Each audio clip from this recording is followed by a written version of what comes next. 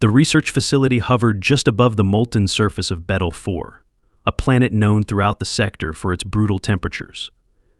Rivers of lava crisscrossed the landscape below, spewing flares of molten rock like a nightmarish fireworks display. Within this searing atmosphere, the research complex, cooled by a complex network of energy shields and reflective barriers, hummed with activity. It was here, within one of the many labs, that Drivak the Sarnian adjusted his VSO goggles and observed the control panels that monitored thermal experiments. Drivak's species had mastered heat manipulation to a degree unparalleled in the galaxy. With their leathery blue skin and 4 elongated eyes, Sarnian physiologists were renowned for their dedication to research and their near-pathological aversion to biological unpredictability. Drivak, in particular, prided himself on his strict adherence to logic, order, and the laws of thermodynamics. And today would be no different. He would subject a human, the only species insane enough to volunteer to a grueling heat tolerance trial. "Are you ready?" Human Markus. Drivak's voice crackled through the lab's audio interface.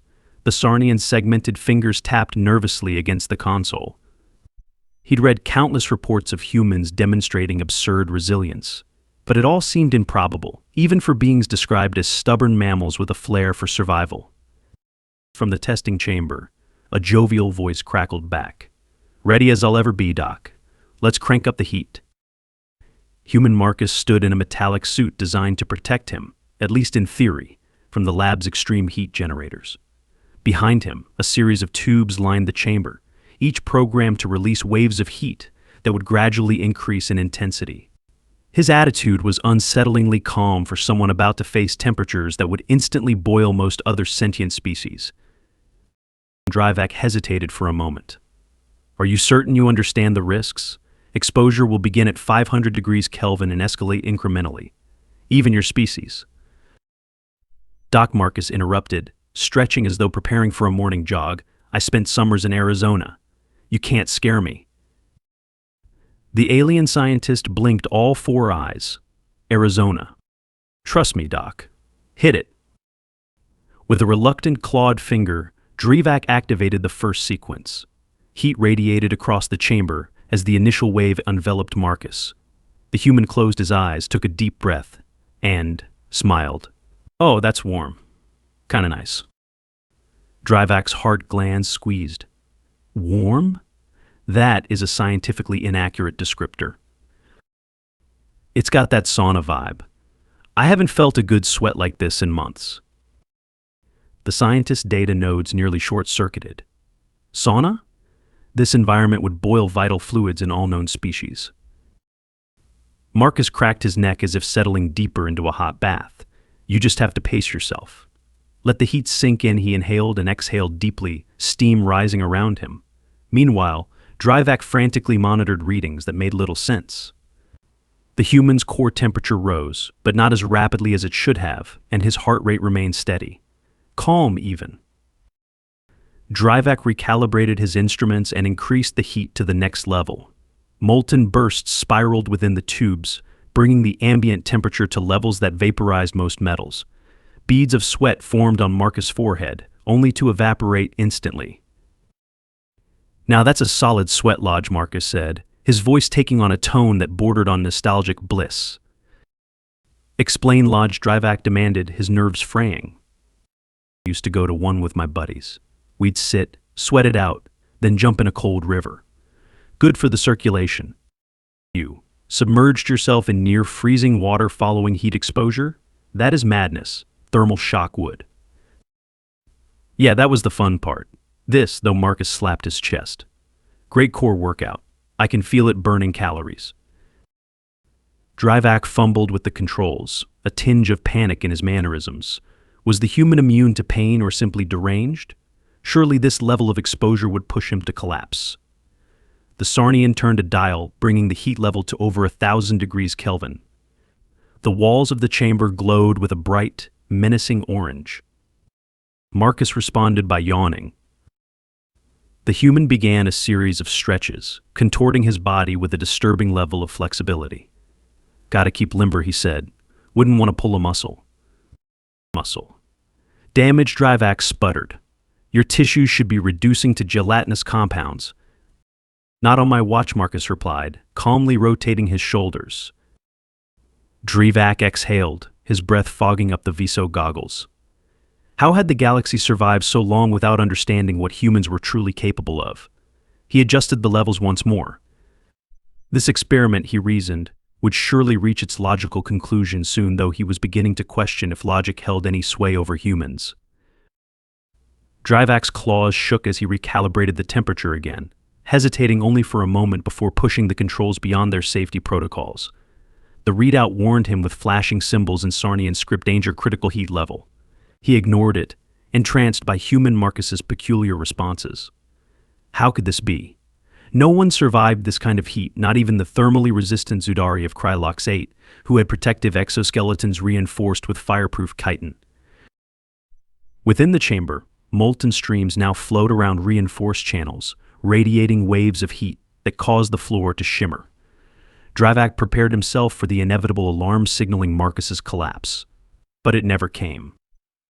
Instead, Markus lifted both arms above his head and let out a content sigh.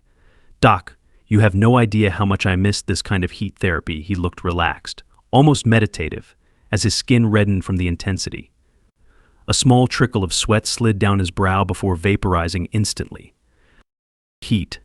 Therapy, Drivak sputtered, the disbelief palpable in his voice. What therapy is this supposed to accomplish?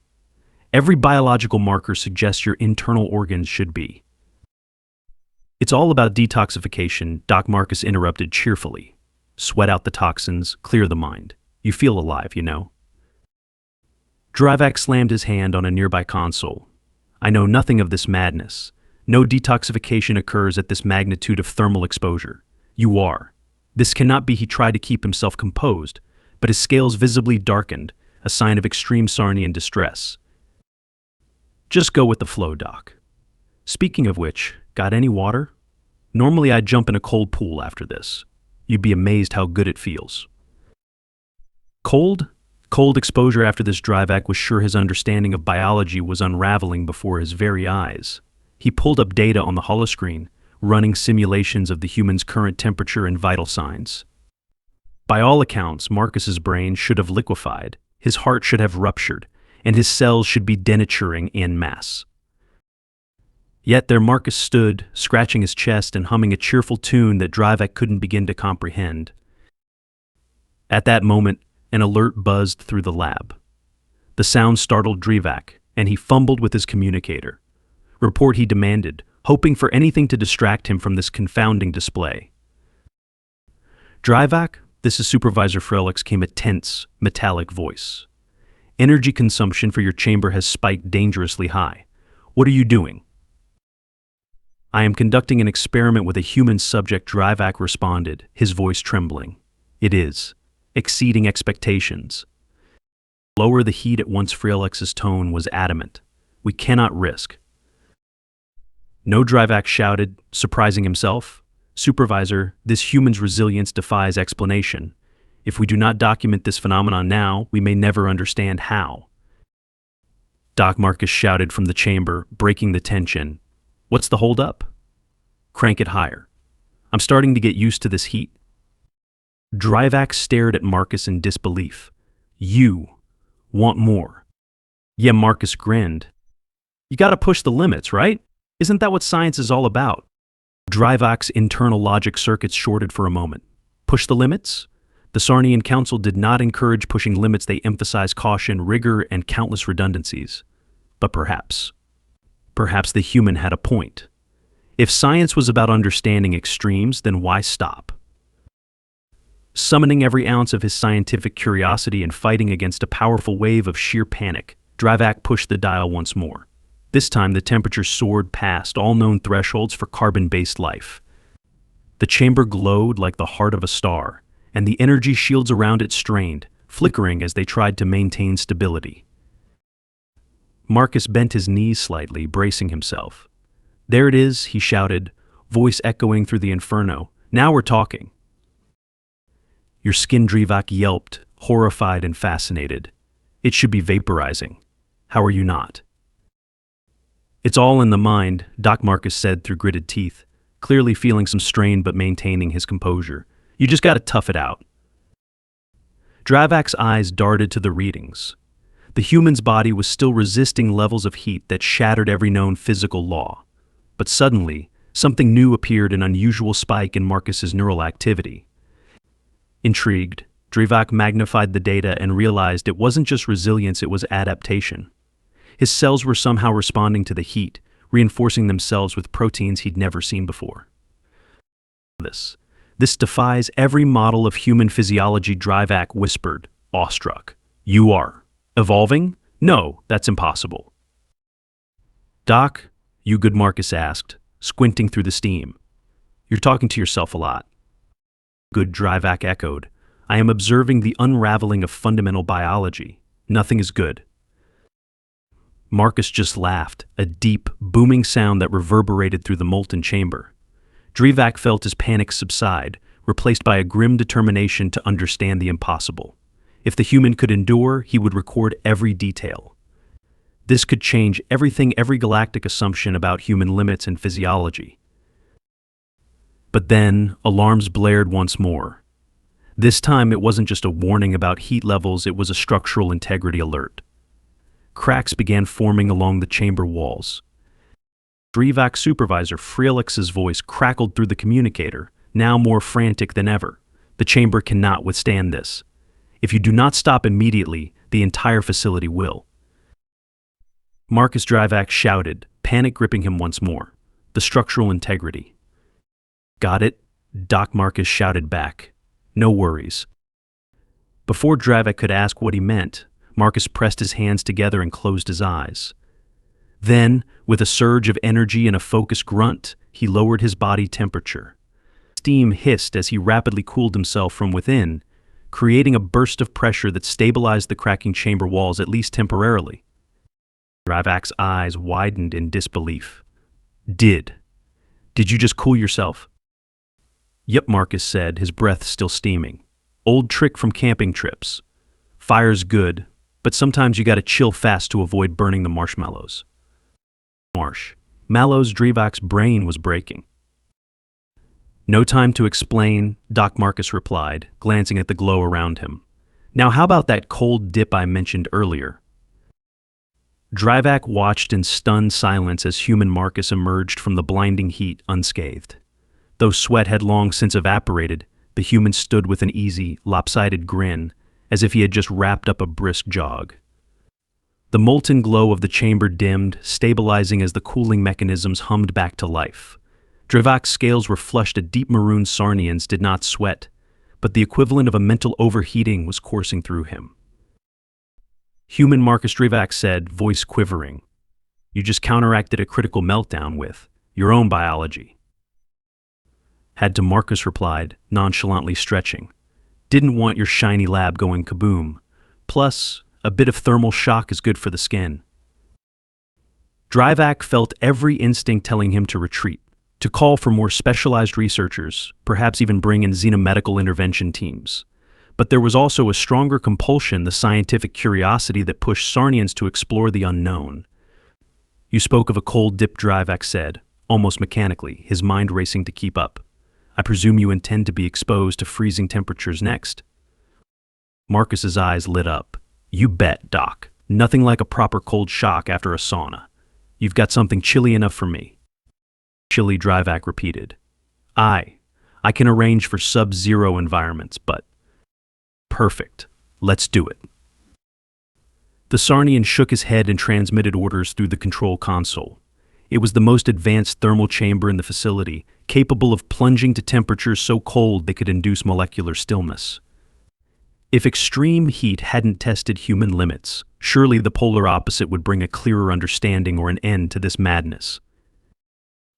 Minutes later, Markus found himself standing in another chamber, this one lined with crystalline frost and walls, shimmering with an unearthly blue hue. The chill was already noticeable, but it was only a prelude. You may reconsider, Drivak warned through the intercom, though his voice was more hesitant than before.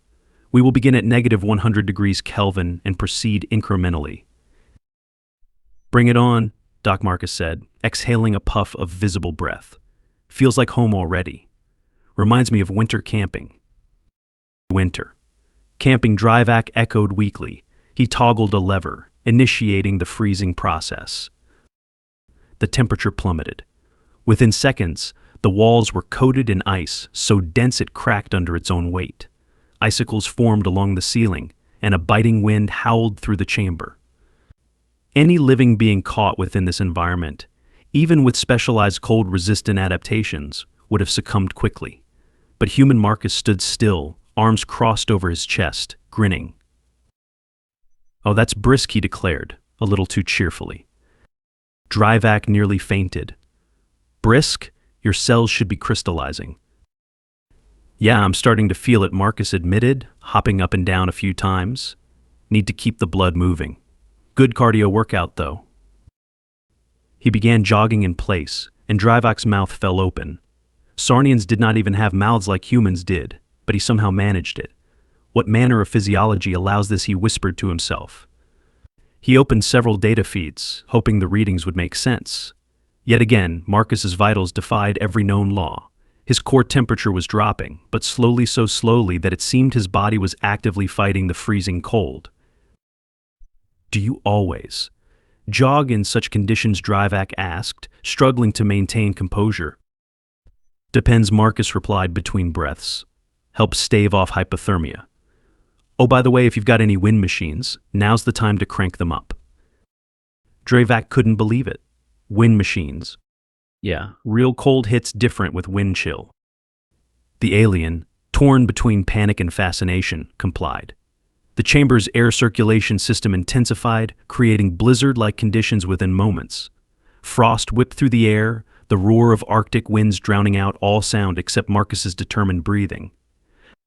Ice crystals clung to his eyelashes and beard, forming a thin layer that glistened like a sculpture in motion. "This," Markus shouted, his voice muffled by the howling wind, "is the life. Nothing like the great outdoors." The Sarnian scientist felt lightheaded. "You speak. As if this is pleasant." "Sure is." "Good survival training," Markus yelled back, squatting and then jumping up with surprising energy. "You never know when you'll need to build a snow shelter." "A snow shelter? No one builds shelters in temperatures below absolute freezing," Drivak said, his voice cracking. But Markus, in his element, continued moving as if this was a weekend excursion. He even began recounting tales of his winter escapades on Earth, camping in the Rockies, plunging into icy lakes for fun, and racing across frozen tundras in blizzards just to see who'd last the longest. The anecdotes left Drivak and his team speechless. As they listened, they adjusted data models and physiological assumptions in real time. They could not decide if humans were simply self-destructive, or if they were nature's most stubborn experiment in survival. Then, something even more remarkable happened. "All right," Doc Markus called, now surrounded by an ethereal blue glow from the chamber's frost. "Let's step it up. Any chance you've got some liquid nitrogen sprays in there?" Drivak flinched. You want liquid nitrogen exposure?" "Yeah, just a quick blast. Simulates those extra cold snaps." In disbelief, Drivak activated the liquid nitrogen nozzles. Jets of supercooled gas enveloped Markus, crystallizing the air around him. The spectacle was breathtaking, like a statue forged of living ice. Drivak assumed no, desperately hoped that this would finally be too much. Yet, after a few seconds, Markus emerged, shivering but grinning. "That was intense," he exclaimed, clapping his hands together. "I'm alive, right?" Drivak nodded mechanically, unsure of what to believe anymore. How? How are you alive?" "Mind over matter," Markus replied, flexing his fingers to restore blood flow. "Plus you get used to it." "You get used to it?" "Yeah. First couple times are rough, but after that, it's not so bad." The alien scientist nearly fainted again. Markus, sensing his confusion, walked up to the chamber's observation window and placed a frost-covered hand against the glass. "So, Doc," he said, "what's next? Hot and cold shock therapy. Maybe toss me in a vacuum for good measure." "Absolutely not," Drivak said, horrified. "This must end. There is no scientific framework, no theoretical paradigm that accommodates what I have witnessed." "But think of all the data, Doc. Isn't this exactly what you signed up for? Markus's enthusiasm was unsettling. Drivak rubbed his temples, feeling a migraine building in his central nervous cluster. I must consult with the council. This level of experimentation goes beyond everything. You do that, Doc Markus said, cheerful as ever. In the meantime, any chance you've got a warm cup of something? My fingers are still tingling. Might need to thaw. Drivak stared at him, dumbfounded. A warm cup of something? The human's casual request after withstanding both searing heat and bone-chilling cold was a testament to their boundless absurdity. Still, perhaps a beverage wasn't unreasonable. With shaking hands, Drivak gestured for a lab assistant to fetch something warm, though he doubted anything would make sense again after today. The assistant returned moments later, handing Markus a steaming cup of an alien herbal concoction that, by all rights, should have blistered his skin. He took a sip and smiled. Not bad, Markus said. Got a hint of cinnamon. Cinna. Drivak mumbled. He gave up. The human had broken more than just thermal limits, he had shattered Drivak's entire worldview. As Markus settled into his drink, Drivak's communicator buzzed. Supervisor Felix demanded an immediate debrief on the catastrophic energy usage.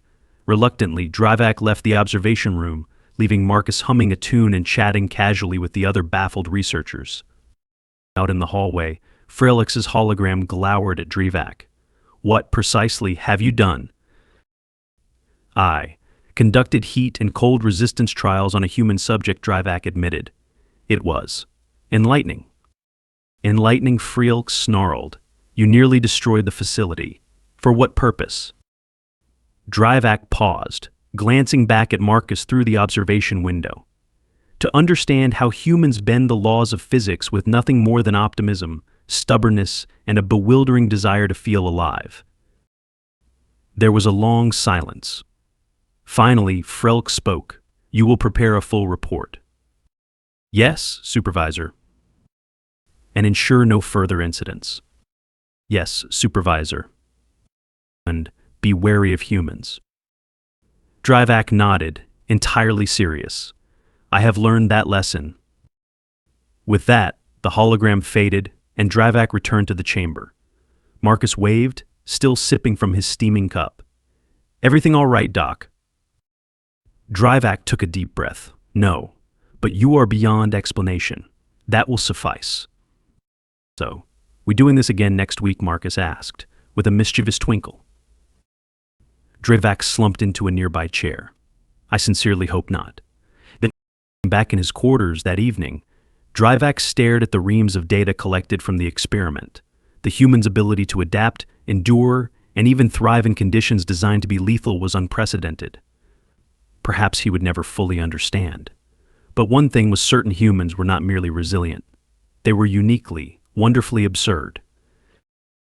He sipped his own cooling drink, half expecting it to burst into flames just from proximity to thoughts of Human Markus. A sauna, he called it, Drivak whispered, shaking his head. And somewhere in the galaxy, legends began to spread of the human who survived the sun's heat and the frozen heart of space with little more than a smile and a story to tell.